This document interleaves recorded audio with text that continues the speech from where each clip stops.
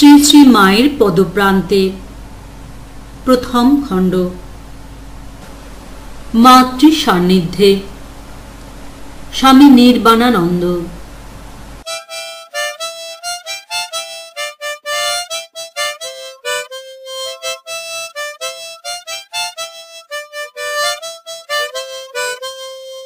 মাকে আমি প্রথম দেখি কাশী সেবাশ্রমে।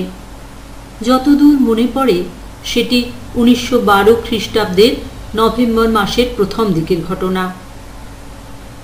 কালী পুজোর পরদিন মা এসেছিলেন সেবাশ্রমে। আমি সেবাশ্রমে এসেছি এর কদিন আগে মাত্র, সংঘে যোগদানের উদ্দেশ্য নিয়ে। এখানে আসার আগেই আমি শ্রী শ্রী রামকৃষ্ণ কথামৃত ও অন্যান্য সূত্রে শ্রী মায়ের কথা জেনেছিলাম।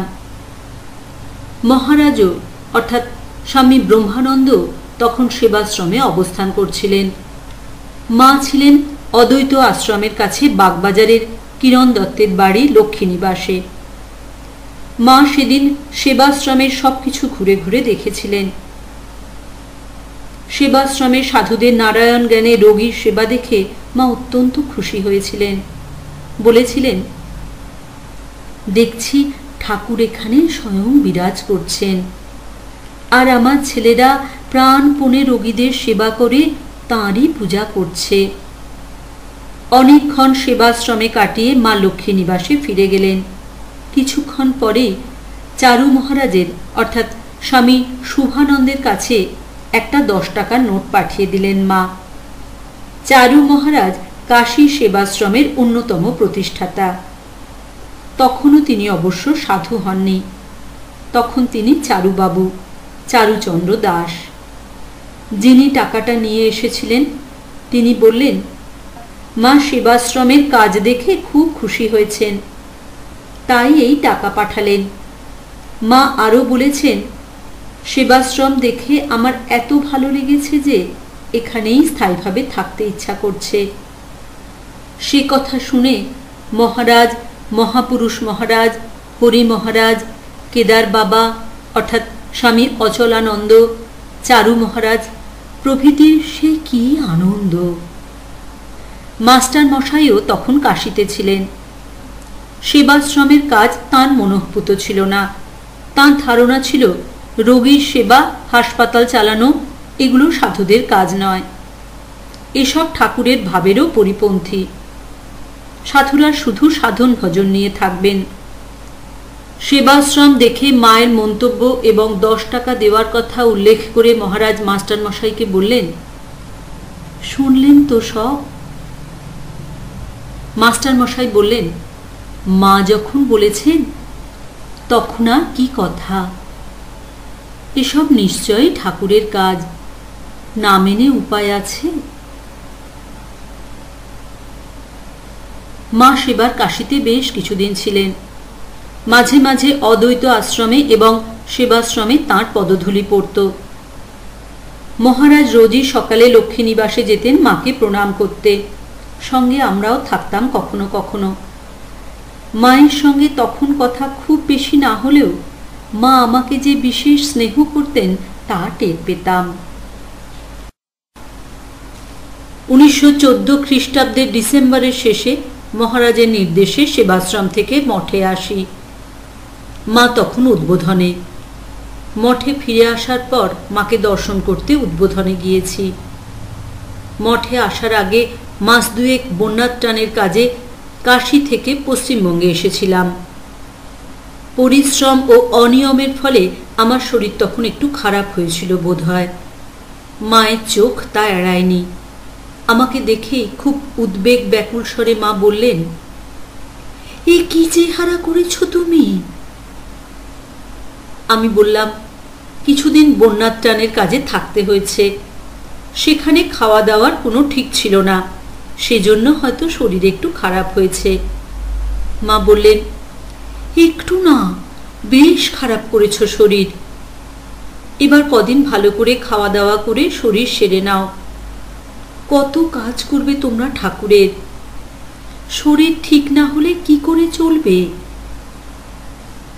মঠে ফেরার সময় আবার মা ওই কথা মনে করিয়ে দিলেন। সেবার মঠে কয়েক মাস মহারাজের সেবায় নিযুক্ত ছিলাম। এই সময় আমার মনে উত্তরাখণ্ডে গিয়ে কিছুদিন তপস্যা করার জন্য প্রবল বাসনা হয়। মা আছেন উদ্বোধনের বাড়িতে। সেখানে গিয়ে মায়ের কাছে প্রার্থনা জানালাম তপস্যায় যাবার অনুমতি দিতে। মা প্রথমটায় কিছুতে রাজি হলেন না। ব্যাকুলভাবে বললেন, না বাবা, তুমি ছেলে মানুষ, তোমার এখন তপস্যায় গিয়ে কাজ নেই। সেখানে কোথায় থাকবে, খাওয়া কি করে জুটবে? কিন্তু আমিও ছাড়ব না। মাকে মিনতি করতে থাকি অনুমতি দেওয়ার জন্য। মা আবার বলেন, না বাবা, তোমার কষ্ট হবে, তপস্যায় যাবার দরকার নেই বাবা তোমার। মায়ের কণ্ঠে ব্যাকুলতা আর উৎকণ্ঠা যেন ঝরে পড়ে। কিন্তু আমিও নাছোড়বান্দা, বারবার মিনতি করে যেতে থাকি যাতে তিনি অনুমতি দেন। মা শেষে বললেন, আচ্ছা বাবা, তপস্যার জন্য যখন তুমি এত ব্যাকুল হয়েছ, তখন বলি তুমি বাবা কাশী যাও, সেখানে সেবাশ্রমে থাকবে আর বাইরে ভিক্ষা করে খাবে, অন্য কোথাও আর যেও না। আমি তখন মাকে বললাম, আমি কিন্তু মা তাহলে পায়ে হেঁটে কাশী যাব। মা প্রথমে তাতে রাজি হননি, পরে আমার মিনতিতে রাজি হন। বিদায় নেবার আগে মা আমার মাথায় হাত দিয়ে বললেন, খুব আশীর্বাদ করছি বাবা, তোমার সিদ্ধি হোক। মাস 5-6 পর মায়ের আশীর্বাদ মাথায় নিয়ে পদব্রজে কাশী রওনা হলাম। সেবার 7-8 মাস কাশীতে ছিলাম। কাশী থেকে মঠে ফিরে এসে আবার মহারাজের সেবায় নিযুক্ত হলাম। মহারাজ বলরাম মন্দিরে থাকতে খুব ভালোবাসতেন। প্রায় মঠ থেকে আসতেন বলরাম মন্দিরে। বলরাম মন্দিরে মহারাজের কাছে থাকবার সুবাদে প্রায়ই উদ্বোধনে যেতাম। তাই তখন মাকে প্রণাম ও দর্শন করার সৌভাগ্য প্রায় রোজই হতো, কথাবার্তাও হতো। মায়ের গলার স্বর খুবই মিষ্ট ছিল। অন্যদের সামনে সাধারণত লম্বা ঘোমটা দিয়ে মুখ ঢেকে রাখলেও আমি কখনো মাকে ওইভাবে দেখেছি বলে মনে পড়ে না। আমি মাকে যখনই দেখেছি মায়ের শ্রীমুখ দর্শনের সৌভাগ্য হয়েছে। মায়ের শেষ অসুখের সময় মহারাজ ছিলেন ভুবনেশ্বরে, আমিও ছিলাম সেখানে তাঁর সেবায়। মায়ের মহাসমাধির দিন অর্থাৎ 1920 খ্রিস্টাব্দের 21শে জুলাই মঙ্গলবার রাত 1:30 নাগাদ আমি মহারাজের ঘরে ঢুকে দেখি তিনি একটি আলোয়ানে সারা শরীর ঢেকে ইজি চেয়ারে বসে আছেন, মুখ খুব গম্ভীর। আমাকে দেখে মহারাজ বললেন, সূর্য, রাত এখন কত? কেন জানি না মা ঠাকুরুনের জন্য মনটা কেমন করছে। তিনি কেমন আছেন কে জানে। আমি তাকে জিজ্ঞেস করলাম, শোবেন না? মহারাজ কোনো উত্তর দিলেন না। মহারাজের মুখের ওই গম্ভীর ভাব দেখে এবং মায়ের জন্যে তার মন খারাপের কথা জেনে তার মন একটু হালকা করার জন্য বললাম, তামাক সেজে নিয়ে আসবো মহারাজ? মহারাজ কোনো উত্তর না দিয়ে একইভাবে বসে রইলেন। তার ভাব দেখে তাকে আর কিছু জিজ্ঞেস করার সাহস হলো না। আস্তে আস্তে তার ঘর থেকে বেরিয়ে এলাম। পরদিন সকালে মহারাজকে একটু অস্থির বলে মনে হলো। অন্যদিন সকালে একটু বেড়াতে বেরোতেন, সেদিন গেলেন না। সামনের বারান্দায় পায়চারি করতে লাগলেন। সেদিনই পোস্ট অফিস থেকে পিয়ন একটি টেলিগ্রাম নিয়ে এলো।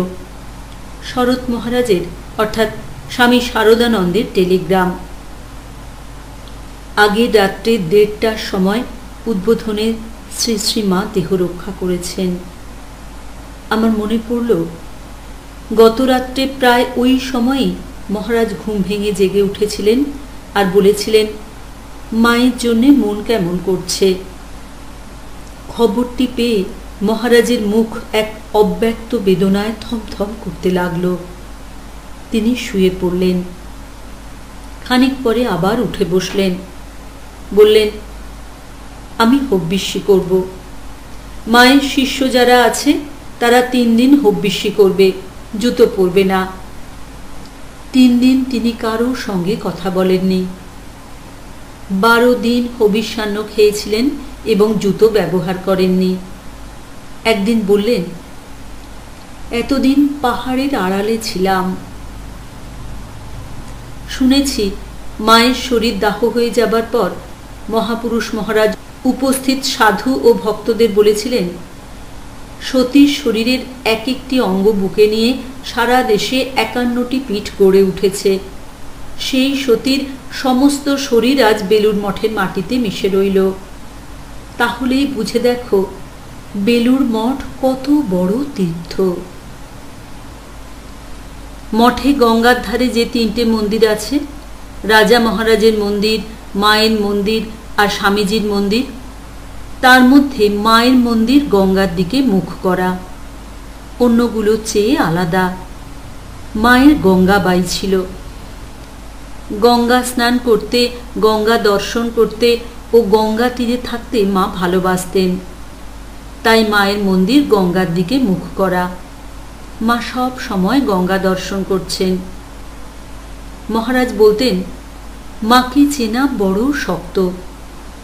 ঘোমটা দিয়ে সাধারণ মেয়েদের মতো থাকেন, অথচ তিনি সাক্ষাৎ জগদম্বা। ঠাকুর না চিনিয়ে দিলে আমরা কি মাকে চিনতে পারতাম?